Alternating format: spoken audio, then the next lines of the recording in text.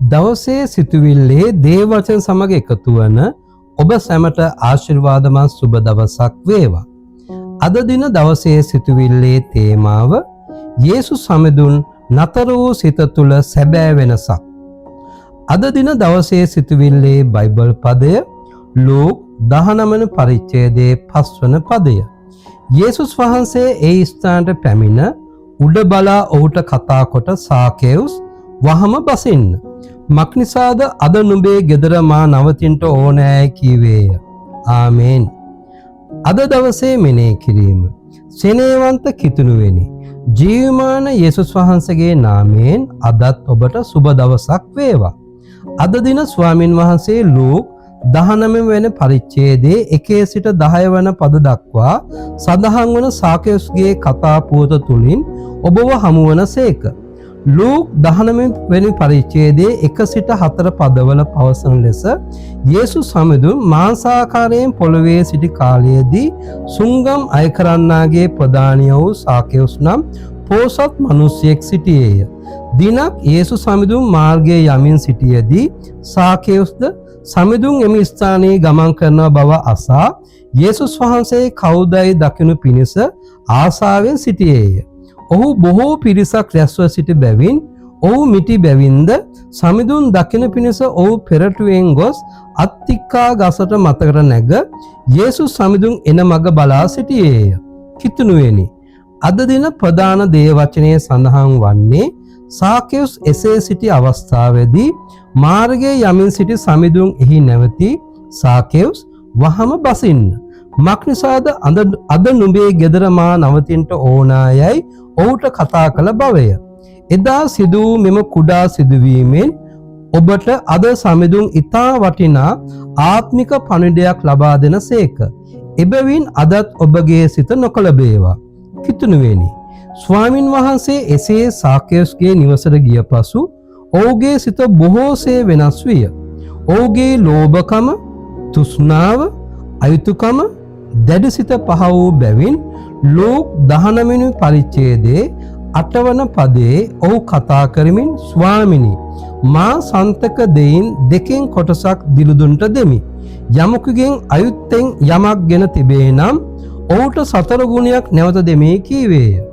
එදා සාකේවුස් යේසුස් වහන්සේ කවුදයි දැකීමට ආසාවෙන් උනන්දුවෙන් උත්සාහ කළාසේම ඔබත් ඔබගේ යාඥාවේදී නිරහරේදී දේව වචනේ කියවීමේදී ඊටමත් උනන්දු වන්නේ නම් සමදුන් එදා සාකේවුස්ගේ නිවසේ නතර වූසේම ඔබ සමගද ඔබ තුලද නතරවනසේක. එවිට ඔබ තුල ඇති තෘෂ්ණාවල්, ලෝභකම්, අයුතුකම් වැනි පාපීය සිතුවිලි පහ වී ඔබද පවිත්‍ර වේ. ලූක් 19 වෙනි පරිච්ඡේදයේ 9 වෙනි පදයේ පවසන ලෙස ගැලවීම අද මේ ගෙදරට පැමිණියේ කියා සමදුන් පැවසුවාසේ ඔබද ඔබගේ නිවසයන්ද ගැලවීම ලැබනු ඇත. අද දවසේ අභියෝගය. ඔබත් ධර්මිෂ්ඨකමෙන් ඈත් වී දැඩි සිතකින් යුක්තව ජීවත් වන්නේද? ඔබ මේ මොහොතේ උන්වහන්සේ ඉදිරියේ ඒ උදෙසා පසුතැවිලි වන්න. ධර්මිෂ්ඨකමෙන් ඈත්ව අධර්මිෂ්ඨකමෙන් ජීවත් වූ ඔබගේ ජීවිතයේ දෙවුදුන් ඉදිරියේ අද පටන් ධර්මිෂ්ඨ ජීවිතයක් ගත කරන්න. ඔබගේ සිත දැඩි යහපත් වූ අවංක සිතක් කරගන්න. එවිට උන්වහන්සේ ඉදිරියේ උනන්දුවෙන් ආසාවෙන් උන්වහන්සේට යාඥා කරමින් උන්වහන්සේගේ ආඥා පිළිපදමින් ජීවත් වන බවට ඔබ මෙහි මොහොතේ දෙවිඳුන්ට පොරොන්දු වන්න. එවිට දෙවිඳුන් ඔබගේ සිත පවිත්‍ර කරමින් ඔබගේ ධර්මීය ජීවිතයට ආශිර්වාද කරනසේක. දැස් පියාගෙන මා සමග මෙම යාඥාව කරන්න. මගේ යේසුනි, මම මින්පසු මීටත් වඩා බොහෝ උනන්දුවෙන් ආසාවෙන් දෙවිඳුන්ට යාඥා කරමින් දෙවිඳුන්ගේ ආඥා පිළිපදමින් දෙවිඳුන් තුල ජීවත් වෙමි. දෙවිඳුන්ද මා සමග නතර වෙමින් මගේ සිත පවිත්‍ර කළ මැනව. මගේ නිවසයන්ද ගලවා ගත මැනව. යේසුස් ක්‍රිස්තුස් වහන්සේගේ නාමයෙන්. ආමේන්.